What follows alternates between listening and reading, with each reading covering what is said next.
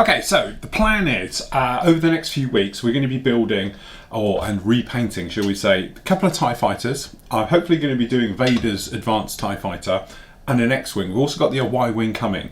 Now the whole idea for doing all of this back in the day was I was originally just going to do a trench run.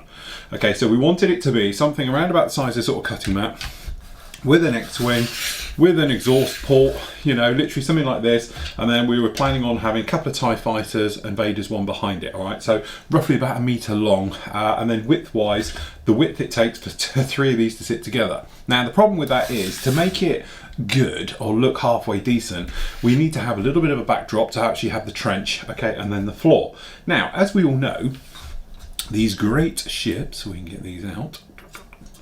A little bit away, come on you bugger. Hasn't been out for a while, as you can clearly tell. Come on, keep going. There we go. Come on these tiles. Now the tiles themselves, obviously we're only one exhaust port, but we've got these and different ones for different kits that we've bought over the time. So I was thinking was, what we can actually do is cast our own, join them up together, paint them, okay, quick weathering job with a wash and some dry brushing, job's done, simple, okay. And because it's under a tile system, we can make up our own patterns for it, we can do them randomly, and it'll just be a lot easier. We can then judge the sizing and things like that. So, casting. I haven't really covered it here properly before, and I am by no means an expert on casting. I do it the simplest possible way you can do it. So, it's pretty straightforward. First of all, we need to make a mould. Okay, so for the mould, you can use Lego bricks, you can do all the other bits and pieces, but unfortunately, I haven't got any Lego. So what we've done is, to start off with, the piece has got holes in it. Okay, running all the way around it, all right? Well, we don't want that because what's going to happen is the release agent, the actual mould itself is going to get into the back of this and it's going to be messy and horrible. So by bunging up all the little holes like that, you can then just come along, okay, and seat this and then press it quite firmly down. And that will stop 99% of it getting underneath as well. Also, it holds it to the bottom, which is always a good idea. I like to use a little bit of blue tack or something to secure the item firmly in place. If it's moving in the mold, you can have all types of problems, okay? Then what we're gonna do is simply put this thing all together, all right? So we've got some plastic card. So all we're going to do is do it the old fashioned way. Get the lid off. Okay, we're just gonna make a box. Hey look, you know that joke about why the super glue lid can't get it off? I've super glued the lid on that one. Let's grab another one. There we go. Alright, so what we're going to do is we are literally just going to take some plastic card and super glue. Now you could hot glue this or you could even do it properly. Okay, but what I tend to do, pop it down, use a bit of kicker onto the item itself. All right, and then you can just come in. Now we want the box to be bigger than the item, okay? The whole point of having the box bigger than the item is that obviously there's mold all the way around, gives you a nice solid mold, okay? And we just hold that down. There was a reason for using the other super glues because that one hasn't gone off, okay? All right, so what we're gonna do is just move this slightly around. Yeah, the other super glue I was using is brand new. The super glue has gone off on me. Okay, so if I can get it to stick, it will be perfect. Okay, and then what we're going to do, we'll just do these other bits. Okay, so just run a little bit down here. Stick a little kicker down on there first. Okay, and then come in. Making sure we are on the item. And we're just going to make up a very simple box, okay? So that's going in there nicely, or would be. See, look, you get yourself out some nice materials for all of this, and then this happens, okay? Now the box itself only has to be lightly tacked into place if you like, because you might need to pull it apart to get it out. Okay, but all you're trying to do is stop the mold go absolutely everywhere. All right, so I'll just stick the box together.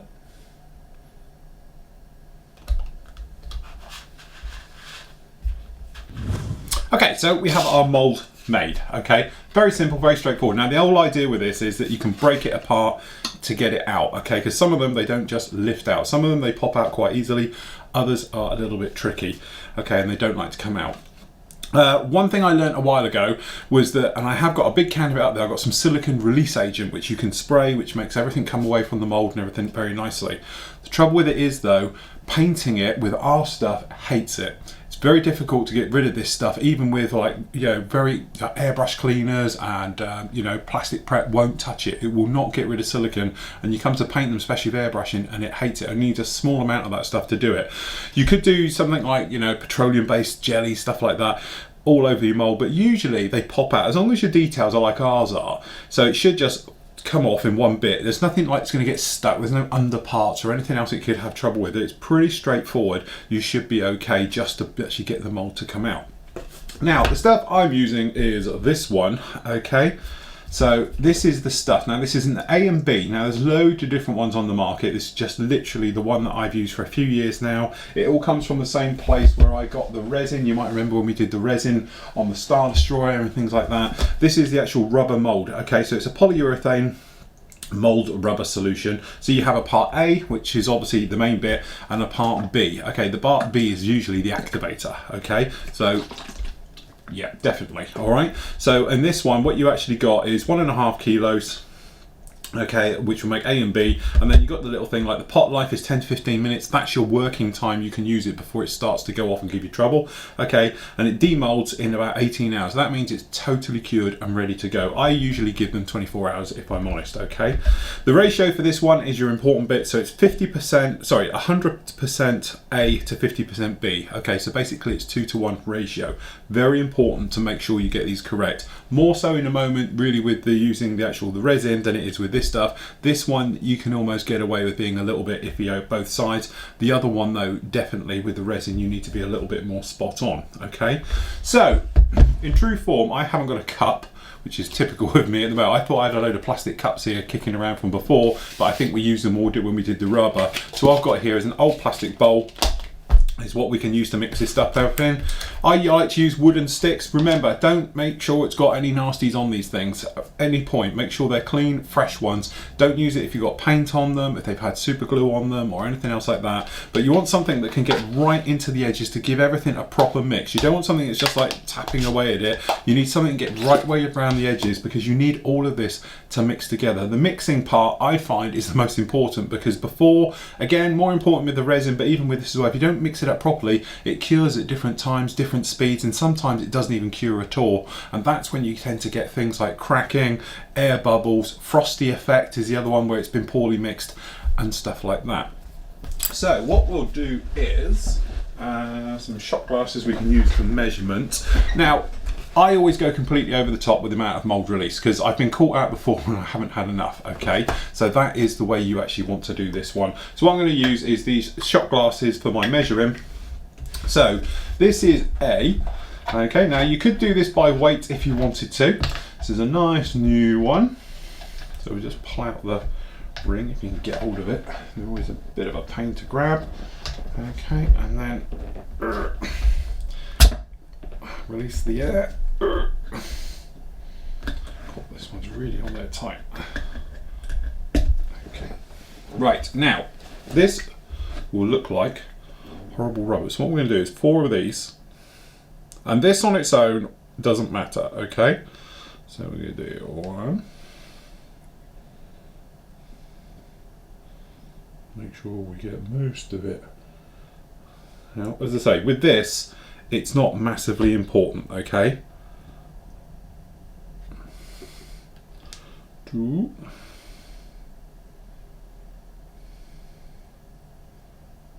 Okay, get most of this all to drain out.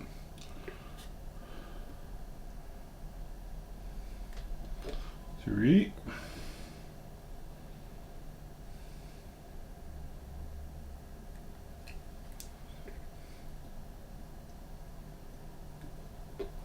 Four.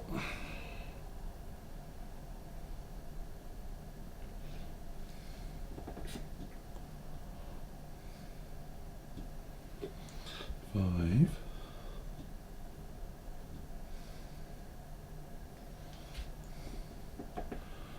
And 6. I think that should be enough. I'm hoping that's going to be enough. Tell you what, we're going to do a little bit more. 7.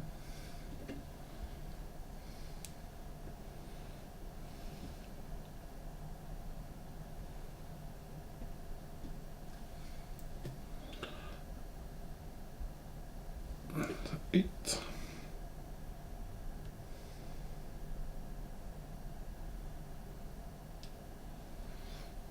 Okay, just a splash just for the copings of what's around it. Now, normally you would measure this properly, have a measuring cups, jugs, and do it all nicely, okay? Don't do it the way I'm doing it, because technically this isn't the professional way. Okay, so that goes in there like that. Stay there. Right, let's move that one out of the way. And I always make sure your lids are on straight away after using them, okay? Now we've got 8 in there, so what we've got to do is do 4 in here, okay? So I'll get the top off even. I've had trouble with these before. Okay. Ooh. Okay, now this is the activator for this one, okay? So what we're going to do here, this one's a lot more runny. Okay, so it's 1, 2, 3,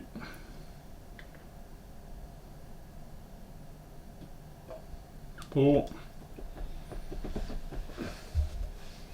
Can you make sure we're on top of these? Okay, and then we mix. You want to make sure it's thoroughly mixed. Make sure it all goes. Okay, so it will start to thicken, okay, as the activator gets going, but make sure you get right the way round the outside of it. Now we've probably got enough in here to make 2 moulds, but hey ho.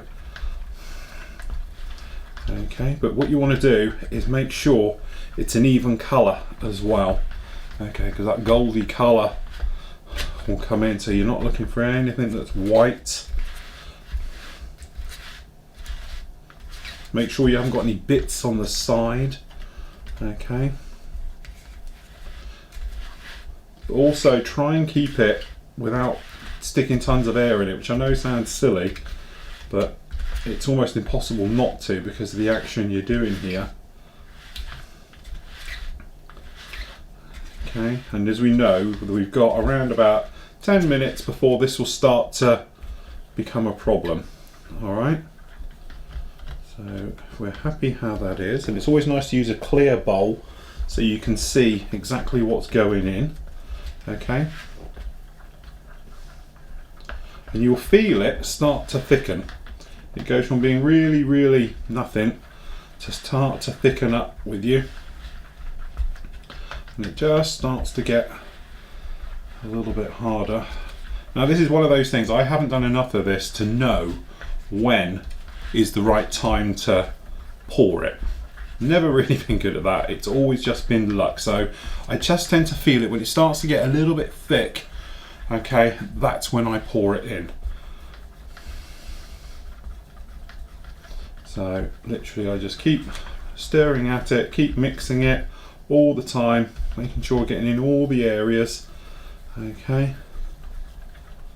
And then what we'll do, we're just going to let that stand. Now all of these, it's a chemical reaction, so you are going to get, because we stick, heat going into this, okay. Not what we want, hot then, horrible stuff.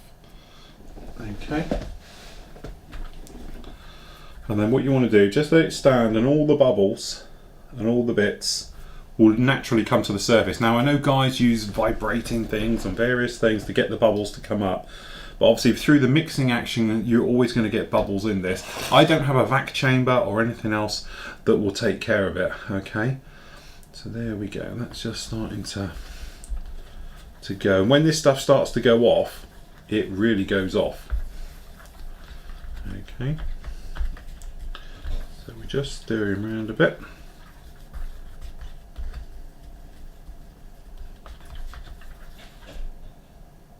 Okay, happy how that is. So what we're going to do now is pour it into our area, okay? So we want it to be slowly, surely. I want it to go around absolutely everywhere.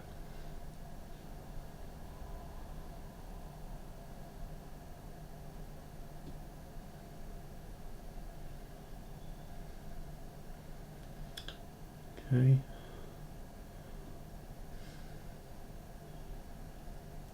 Coming up, going in.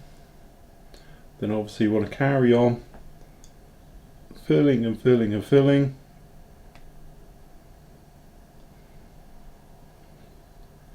Okay.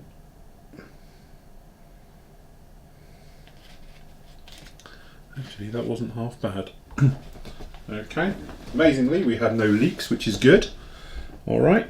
So now what you're going to do is leave that to sit to totally go off. Okay, and that will jump. It will go literally over time. It starts to go off. Don't poke it, don't touch it, don't annoy it, don't do anything to it at all. Okay, you just literally want to leave it like that to go off. It is a chemical reaction. It is going to get warm, but I wouldn't panic. It's not going to melt plastic hard or anything else like that. You should be absolutely fine with it, but it is going to take a while to go off. All right, so don't think there's any miracles with this. Within 10-15 minutes it will go off. What I tend to do is, if you keep this stuff around, you will notice this will then start to go white, it will cure and everything else like that. Because it's a chemical reaction, the thicker the item, the quicker it occurs. The thinner it is, the longer it takes. So once this in here has gone totally off and you can peel this out in one, normally this is okay as well. So that's why I would leave this. Don't sit there and just rinse that out. Trust me, it's easier to clean out afterwards anyway, all right? But all we're gonna do now is leave that for a day. So join me tomorrow, around about midday tomorrow, where we demold this one, get this one out, have a look at it, make sure we're happy with how it all is and everything else like that, and then we can actually think about getting resin into it. Okay, it is the next day. The mold is completely rock hard. Now, as I said, I'm no expert on this. I've only ever used this stuff. I can't comment. I look online, you see a lot of people, they've got different color mold and all the difference, and there is different types of actually molding rubber solutions, things like that. Some are softer, some are harder. This particular one I like because it is very strong, to the point where it's almost impossible to break this stuff apart. And I always think, well, that's good for a mold, because if you're doing multiple pours, which I've done in the past, the mold gives me, I don't know, probably around about 20 pulls before it starts to dissolve and starts to come apart. But I said, other ones, if you're just like a one-use one, you can get them to go off a lot quicker and everything else. But this one I like to give, and we're now literally 9:30, so this one's had round about sort of 18 hours to cure totally, which is the drying time. One thing to remember, which is the thing that caught me to start with, was that when you have the bowl here, this is sticky as hell and is actually still soft. So when you scrape this, it looks like, you might see it down here, it's not actually dry. Okay, and it's gooey and it's wet, and it's underneath it's still wet and everything else. You can probably see it shining on my finger there.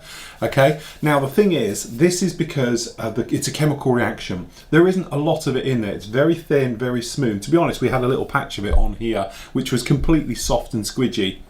If you've got a solid lump of this, and this is what we've got here, I had a little bit left over. I've actually cast a bolt in there. I'm going to try something that I saw online just to see if it happened with my leftover. That it's actually rock hard, no problem at all, and it's all fine. Okay, this is because there's a good lump of it. If it's a thin layer, there's not enough of it for the chemical reaction to make it go off. So the more you have, the better, which is what seems a little bit silly to some people when you're thinking of resin casting. You think you just want to do a small area, make it a big lump. That way it will go off quicker, it will give you a far stronger mold and pour and everything else like it. All right, so this is our one in here, and as you can see, we've got no leakages, which is a miracle. So what we've got to try and do now is ideally get this out of the mold without destroying the box, because to be honest, I've got another one here and I want to do about 3 or 4 different types, okay, and then I can reuse this box. If not, it's not a problem, you can just crack it open, redo it afterwards. But if we can, I would like to try and see. I think we're going to have to pull it slightly apart. Okay, so this is the great thing with using super glue, but as you can see, it's like a complete lump of cheese. Also, I find this particular resin, if we can get this up hard, if we do 2 halves, we should be fine there. Come on. There we go. All right, but this one will hopefully give us Okay, lots of bits of it. No real air bubbles. If you look on the top, we've got no air bubbles in Centaur. And don't forget, I don't have a vac chamber and all those good things that I know a lot of people do. Okay, and now I want to do the bottom. Okay, now this was the whole point. We've got a good thickness all the way around here. And to be honest, we didn't really get any leakage inside. I thought we might get a little bit more leakage down in here. Now, this, as I said, is quite a strong rubber. So what you might want to do is just cut right the way around the edge, because otherwise when you're pouring it a little bit later it can be a bit of a pain because you want to clean up the mould. Okay, so actually I don't know, I might just try and move this somewhat out of the way blind. So I'm covered in bits of super glue crispy bits now. Let's move that out of the way. Alright, so what I'm thinking is, I think actually we might just leave it as is. So let's try and just get this guy out of the mould. Okay, so we've got these bits in here. These will pull out okay. Okay, so don't worry about it too much. Okay, so what we're going to do is just try and slice this slightly off the mould. But as I said, this mould is very, very good because it is very, very strong. Okay, so we're just going to release it around here. Now, we didn't use any release agent or silicone sprays and all those things, which obviously you can do.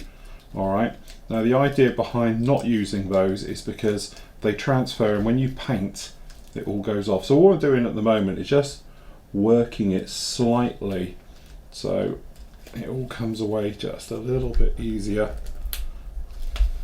Okay, let's get these bits out. Okay, and now we should, now we're clear all around the edges. Okay, it's just a case of working it. Okay, there we go. And as I say, it's stronger than you think, so don't panic too much about it. But what I'm doing, I'm actually cutting myself open on the corners. Okay, I'm actually pushing it on the inside, so you're just trying to work it all off of all the details so it'll slip out easily. Okay,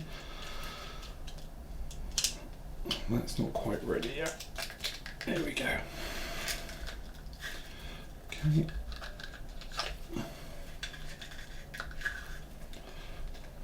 begin to pull. Okay, as I say, you're just trying to, it's obviously this guy's got a big cone, and there we go. That is all our detail put in there beautifully, just like that. So this guy, obviously we've got to do a little bit of clean up all the way around him and everything else. So you can come in with a knife, but there we have our completely done mould. And what I'm really happy with, hopefully you can catch it in the light, it's got all that beautiful surface detail down there. We've got no nicks, pulls, cuts or anything. So what we're going to do is literally come along with a blade. A razor blade would be a good one. Okay, and we're just going to slice away all the excess off of this. Okay, so it's just the case. That's what we're saying, sometimes it's easier to come in. It's a bit like being a surgeon now. Okay, without bleeding over everything.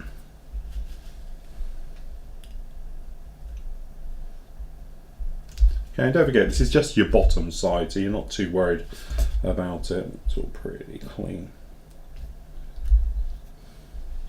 Okay, so we're just gonna nick in here. And it is all pretty good, if I'm honest. Happy with how this has come out. So we're just going to clean up the edge of the mould. Just don't forget, it'll go over. What you want to do is overfill it, okay? But there we go, that is our mould from our tile. And it's quite a complex one because obviously we've got that big pull down in there, but I'm really happy. So what I'm going to do, I'm going to cut around the edges, clean that up, make it all perfect, okay? And then what I'm going to do is rebuild the box again. and make up 2 or 3 more different ones. As I say, I've got about 4 in the series, and you can pretty much come up. But there we go, that is our mould, and it should be quite a nice easy one to get them all out of. Okay, so as I said, a bit of cleanup still got to be done just around the edges on this one, just to square it up and everything else, but I'm actually really happy. And that way what we'll do is we'll make up the next one once these are done, and then we can pour it to the top, okay, and then we'll just leave it. And these don't take long to go off at all. You know, I leave them a couple of hours to totally cure, so they're nice and easy to get out in the mould. But as I said, it's a nice, good, heavy, solid mould, no problem at all. Okay, and because we've got the depth of obviously this guy in here, we're pretty much what you would expect. By the time this is in, you've only got around about a little bit to go, so it still should pull pretty easy out of the mould. But there we go, simple mould number 1 done.